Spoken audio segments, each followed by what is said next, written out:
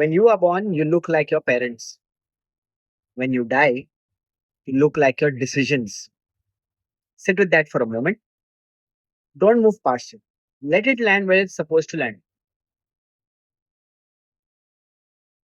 You came into this world carrying someone else's face, someone else's blood, a genetic inheritance you had no say in. The shape of your jaw, color of your eyes, the height you grew to, the tendencies that showed up in you before you were old enough to choose them. You did not decide any of that. It was given to you. It was yours before you were conscious of having it. But you will leave this world wearing something different. You will leave it wearing the accumulated weight of every decision you made after you were old enough to make them. Every choice about who to be, how to live, what to build, what to walk away from, what to stay in, what to risk, what to protect, what to give, what to withhold. Every morning you decided what kind of man to be that day. Every moment you chose the hard thing or the easy thing, honest thing or the convenient thing, the faithful thing or the comfortable thing.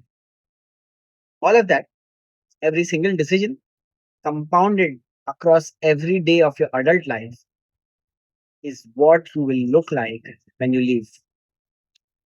Your parents gave you your beginning, your decisions are building your end, and the man at the end is the only one you are actually responsible for. Galatians 6, verse 7. Do not be deceived. God cannot be mocked. Man reaps what he sows. That is not a threat. It is a description how reality actually works. The harvest is always the picture of the planting. Man at the end is always a picture of the decisions in the middle. You do not get to sow one thing and reap another. The field does not work that way. Life does not work that way. And the thing that makes this verse land as a warning rather than a comfort is a phrase that opens it. Do not be deceived.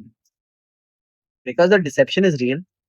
The deception is the belief that the decisions you are making right now are not yet building anything permanent, that you still have time to start making different ones, that the man you are becoming is not yet settled enough to matter.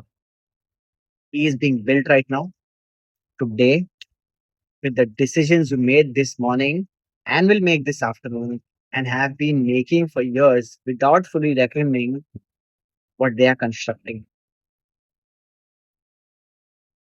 Here is what most men do not realize about their decisions.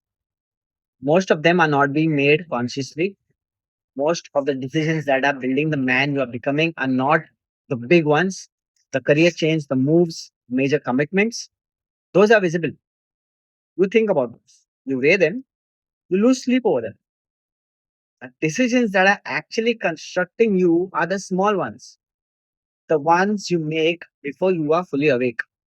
The ones you make on habit, on autopilot, on the path of least resistance that you have walked so many times, it no longer feels like a choice. The decision to look at the thing you should not look at. The decision to say nothing when you should have spoken. The decision to stay in the conversation that is pulling you down because leaving it would be awkward. The decision to skip the thing that was building you because the other thing was easier. You do not you did not decide those things. They just happened. And because they just happened, because they did not feel like decisions, you did not account for what they were building. But they were building something. They are always building something.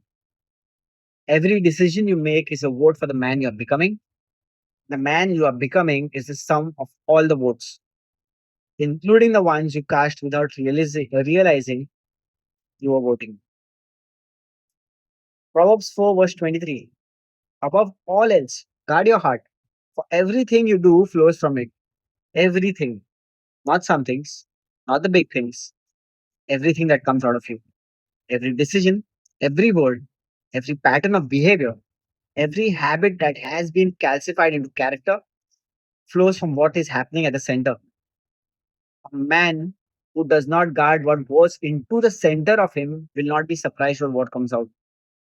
He will be shaped by what he consumed, what he entertained, what he allowed to sit with him unchallenged. The phone he picked up first thing in the morning, the voices he let speak into his life, environments he put himself in without thinking about what they were doing to him. 1 Corinthians 15, verse 33. Bad company corrupts good character. Not might corrupt, corrupts. Present tense, active. The corruption is happening right now in the relationships and environments man has stopped examining because he has been in the long term enough that they feel normal. Normal is not the same as neutral. The thing you have been in long enough to stop noticing is still doing something to you. The question is whether what it is doing to you is building the man you want to look like at the end, or slowly, incrementally, almost imperceptibly building someone else. Luke 6, verses 43 and 44. Each tree is recognized by its own fruit. You cannot look at the tree and know everything about it, but you can look at what it produces. And what it produces tells you everything about what is happening at the root. What is your life producing right now? Not what you intend to produce, not what you plan to produce when things settle down and you have more time and the conditions are better. What is actually coming out of you today in how you treat the people around you, how you treat the people closest to you, how you show up for the things that matter, in the private decisions nobody sees, and what does the production tell you about what is happening at the root. This is the part of the episode that is going to be the most uncomfortable, and I'm not going to soften it. Most men have a version of themselves they carry around in their heads, a self concept, a picture of the man they are, or at least the man they are becoming, the man they intend to be. He is a good father, faithful husband, man of integrity, builder, a man of faith, man whose word means something. And then there are the decisions, the actual decisions, the ones made in private, the ones made in the small moments that nobody's watching, the ones made at the end of a long day when the discipline is low and the justifications are easy, the ones that, if you line them up honestly next to the self concept, do not match. That gap between the man you say you are and the decisions you're actually making is the most important gap in your life because the self concept does not build the man, the decisions do. The man who holds a picture of himself that his decisions are not producing is not becoming that man. He's just carrying the picture. The man you say you are, the man your decisions are building are either the same man or they are not. And if they are not, if there is a gap between the self concept and the actual daily decisions, then the man you are becoming is the one the decisions are building, not the one in your head. Romans 12, verse 2. Do not conform to the pattern of this world, but be transformed by the renewing of your mind. The word transform there is the same root as metamorphosis. It is not a slight adjustment, it is the fundamental change in what you are. And it happens through the renewing of your mind, through the deliberate, daily, intentional work of deciding who you are going to be and making decisions that match that. Not the passive drift of making whatever decisions the moment makes easy.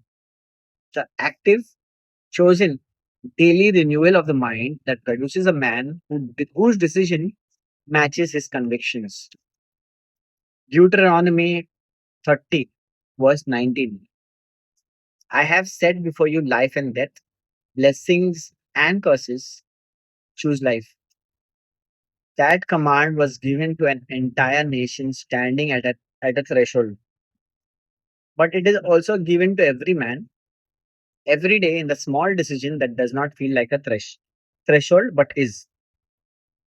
And the choosing, the active, conscious, deliberate choosing of life over drift, of conviction over convenience, of the man you want to become over the man the moment is making easy, that is the work. It is the daily work. It is not finished. It will not be finished until the end. And that is not a burden, it's a gift. Because it means that the man at the end is not yet fixed. It means that the decisions you make today are still shaping him. It means that the gap between the man you say you are and the man your decisions are building is still closable. But it closes one decision at a time, starting with today's. I want to give you a practice, not a theory, a practice.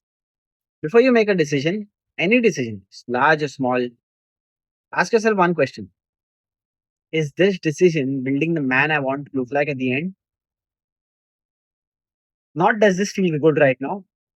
Not is this the easiest option available? Not can I justify this? Not will anyone find out?